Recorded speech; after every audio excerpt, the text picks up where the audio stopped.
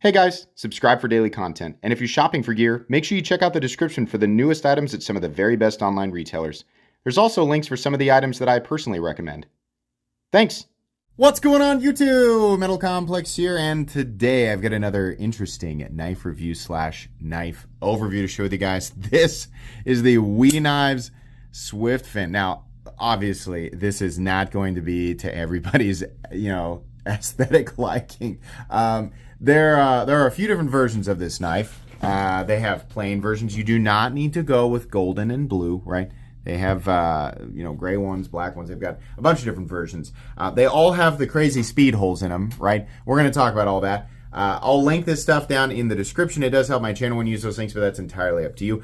Thanks to WE Knives for sending this in. Thanks to my patrons for supporting me. Please make sure to follow me on Instagram at metal_complex and on TikTok at the_metal_complex. It's these types of knives that I absolutely love to review. This is in some ways it's a fairly classic knife profile, but in other ways the whole thing is very designy and very different. I review a lot of stuff here. I review a lot of different knives.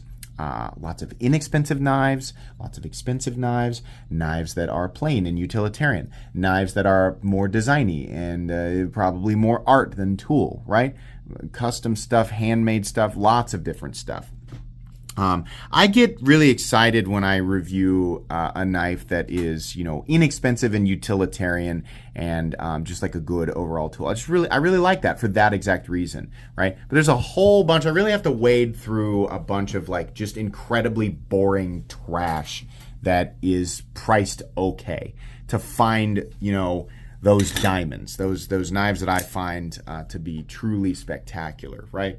And the same is true for each different price tier, right? But what you can find at different price points starts to, vary dramatically, right? You expect, for a sub $50 knife, what you're expecting is a tool, right? Now, for a $200 knife, you're still expecting a tool. For the most part, most people are expecting a tool, but you're going to expect it to bring some sauce, right? Some extra, right? And that extra takes on a lot of different forms.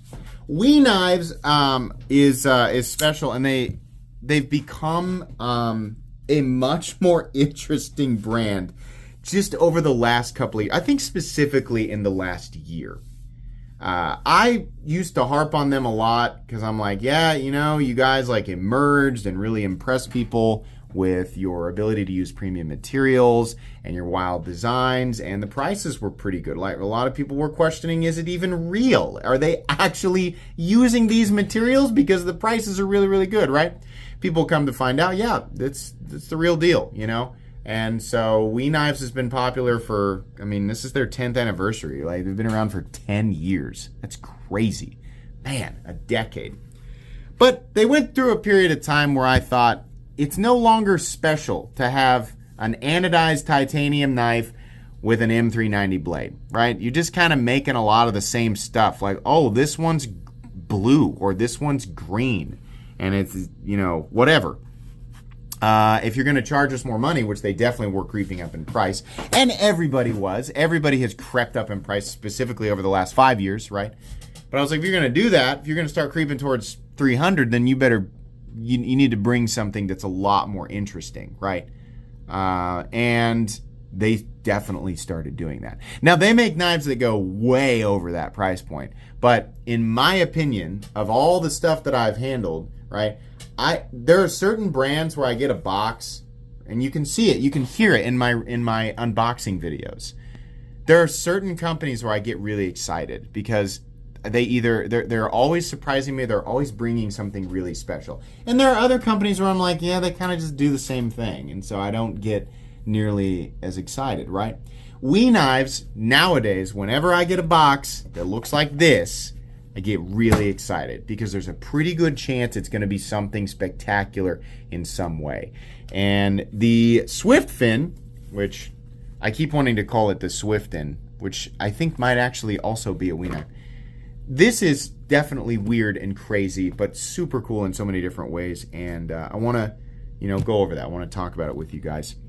So first of all, let's measure it because this is a big knife. Definitely. Overall length of this knife is 9 inches. Not small, right? If your brain is big knife, big money, small knife, small money, well, right off the bat, this is going to make you happy. This is a big knife. It's an expensive knife for sure, but it's also big. There's a lot of material here. 3.85 inches, I'm going to say, for edge. 3.75 inches of cutting edge. Let's go ahead and do a couple of size comparisons. Any custom scales you find in this section can be found down in the description under Original Goat and Others. So up against the 8010 and the 8020.5. Look how much bigger it is than the 8010. This thing is huge, right? I mean, to the average person, you're gonna have the stereotypical cold steel guy stomping into the comments to tell everybody that they have no idea what a big knife actually looks like. Save it, cold steel guy. Save it. Yeah, anybody, believe it or not, you don't need a special badge. You don't need like a membership to the Tough Guy Club. You can literally just casually from your couch get on your phone and go to Blade HQ and type in cold steel, and there it is. There's a bunch of cold steel knives that literally anyone can buy. I don't know why. I don't know why those guys exist, but they are hell-bent on making sure that everybody knows. But anyways, yeah, it's big. Let's go ahead and put it up against the Spyderco. Where are you? I always lose that. The Spyderco PM2 and the Spyderco Para 3, it's still huge. So let's put it up against the Benchmade Griptilian, or in this case, the Ritter Hogue and the Hogue Deca. All right, you guys get it. It's huge. How's the action? The action is spectacular. There's plenty of access to this lock, but they even anodized the relief cut. It's so cool. Listen, yellow and blue is not my, gold and blue is not my go-to for anodizing, right? So I know people are going to say, that looks like a gas station knife. It looks like a gas station knife. I know you're going to do that, right? People are just programmed to do that. It's fine. But I don't love like the speed holes personally. Like I wouldn't, like if I was ordering a custom knife, I wouldn't say, oh yeah, do like tapering sizes of speed holes and do yellow and blue. And no. But as a design reviewer, I appreciate these little elements that they're able, like it's cool to see WE showcasing what they can do, right? And their willingness to be designy and crazy sometimes. There are so many companies who will not venture outside of a certain box, and they make really, really safe, simple designs that people will like in just sort of a generic way. WE Knives does have some safe, simple, boring, right, designs, but they also have wacky and crazy stuff that they'll make regardless of whether or not everybody likes it, because they know for sure that not everybody will like it. And I think that's cool. I appreciate it. I respect that. So, but anyways, the action, the action's spectacular, partially because this detent, this is what I would call a heavy detent.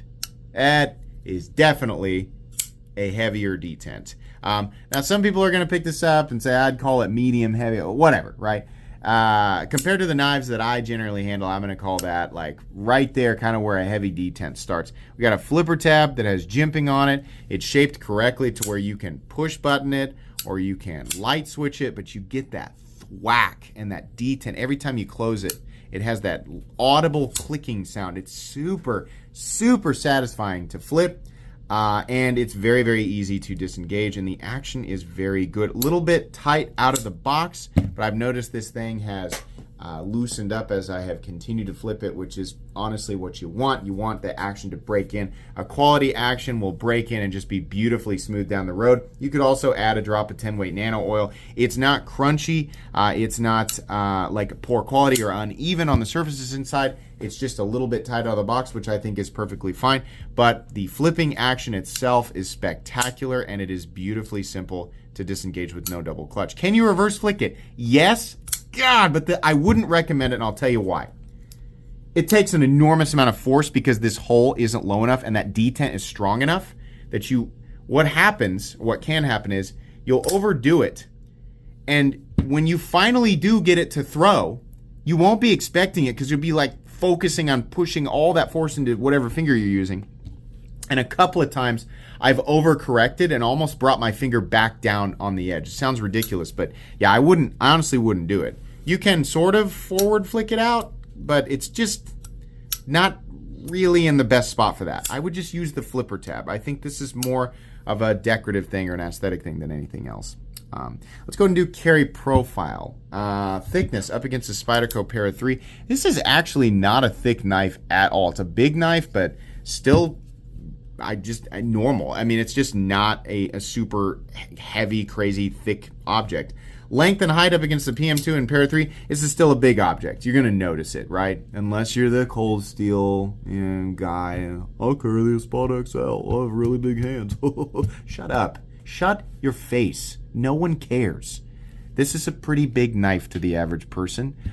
You will notice it. If you've been carrying the PM2, this will feel big, for sure. The height also, it's definitely a tall object.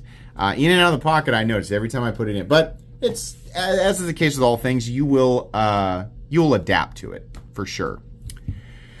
What are we looking at for materials? We are looking at, it says on the box, they've been going back and forth between M390 and 20 CV. We got 20 CV on this guy. Everybody knows that WE Knives has, it's kind of, they do the same thing as the industry standard, 59 to 61, which is okay. You have a 66% chance of getting a heat treat on your 20 CV blade, assuming it's uncoated, of course, because their coated ones drop down a point, which is also a problem. But you have a 66% chance when you buy this knife to get what's considered to be an okay to pretty good heat treat. 60 to 61, right? 59, most of the knife community is going to tell you that at pocket knife geometry on 20 CV, 59 is just not that great. And on their coated blades, which they definitely have for this model, it drops the range by a point because of the coating. So 58 to 60. That means you've only got roughly, assuming they're just kind of random, a 33.33 repeating percent chance of getting an okay heat treat. We released that post on Instagram, trying to explain themselves and why they thought that it was okay. That's listen. WE sends me free stuff, and I review it. Right, I'm always honest. Right, there are WE knives on the channel that have gotten negative reviews before, but I stand to make a commission if you guys buy this. But that's not going to stop me from pointing out when I think something is crazy, right? And I've always said, I've always maintained this opinion that their range should be higher. It's not abysmal. There are plenty of people who will absolutely cry their pants over 59, right? End of the world, it's like an atrocity, or WE Knives is committing genocide or something. That's dramatic, right? No, I just think it's a little low. And I think the vast majority of the community would prefer to see them at least, 60 to 62, whether it's coated or not, right? At least 60 to 62 for your uncoated blades and 59, 61 for your coated blades. That statement that they released on Instagram, obviously not everybody was happy with that. But yeah, even though I got this knife for free and I stand to make a commission if you guys buy it, I'm still going to maintain my stance there. WE Knives, you should increase the range. It's not going to cost you hardly anything to do that. And the vast majority of people would be really happy. And you're going to see it, a noticeable difference in performance in these blades that do have proper cutting geometry for blade steels like 20 CV, right? So that's my opinion there. I very much doubt that we will actually change anything, but that's my opinion. So yeah, we've got CPM 20 CV, we've got titanium, a lot of complex milled titanium bag spacer, we'll get around to that, and a titanium pocket clip. Absolutely beautiful. We also have a Damascus pivot collar, which is really, really neat. I like that. It's a nice little touch. Let's go ahead and weigh it. We have milling for weight reduction. Yes, they've also anodized the areas on the inside for weight reduction, which we'll get a flashlight in there and look at that. It's pretty cool. The weight on this guy is 5.5 ounces, fully expected, right? That doesn't surprise me at all. Obviously going to be a bit heavy. Just kind of depends on what you're after and what you consider heavy, but I would consider that to be heavy. Let's go and do a hardware check. I'm going to get out my tools as per usual. My tools are very inexpensive and very recommendable. You can find them right down in the section of my description that talks about the tools I use on this channel. We're going to start off here with the T8, which just I can't find it on that one, but it trust me, it's a T8. So that's T8. The lock bar insert screw, which you should never have to take out, is T8. The body screws T8. The pocket clip screws are also T8. That's awesome. Very easy to take apart and put back together as long as you have the right tools for the job. You should be good to go. Let's go ahead and measure the blade stock thickness here. So we are looking at 120 thousandths, so definitely on the thinner side. Okay, meat and potatoes time. This is a big old freaking knife. It's just a big old cool crazy knife. Love or hate the speed holes and the anodizing or whatever. This is pretty cool. Yes, it is a flat piece of titanium, but all the detail here, right? Those beveled edges of the bowls, they sort of taper down. This area in here kind of reminds me of like, I don't know, like an 80s graphic tee wave on a beach or something. This is anodized almost with a little bit of fade in there. Definitely some fade here, gold to blue with these little milled steps. On the inside of the knife, which is either just a general product of the anodizing or they actually went out of their way to do this, but the inside here has anodizing on some of the areas that are, you know, milled out for weight reduction, which is honestly kind of interesting. I love the WE pivot being anodized blue, same with the screws. I love the backspacer. They anodized just the internal jimping areas and underneath the lanyard loop there, or the lanyard bar. They did that in blue. The pocket clip has the WE logo that's anodized in blue, and the screws are blue. And then we have this continuation of this sort of fade wave milling here. The inside of the relief cut has been anodized blue, and then back, you know, into this the same thing that we see on the other side with the bowls. I think the idea there was the bowls, the inside, and I'm looking at it through the camera, that's why the inside of the bowls are also definitely anodized blue a little bit, but it's just really cool. And then this one random little area right here with the Damascus pivot collar, it's just cool. And again, like the yellow and the blue, it's not my thing, but I just appreciate all those little elements. There's just a lot going on, right? They could have left this just simple. They could have been like, just make it titanium and give them like 3 different colors. They could have done that. And that's what they used to do. And it would drive me nuts. Like, do something, right? It's not going to be for everybody. It's something that I really don't like seeing. It's kind of like what I was saying at the beginning. I don't like companies that clearly their entire catalog is just like, we're trying to make knives for pretty much everybody all the time.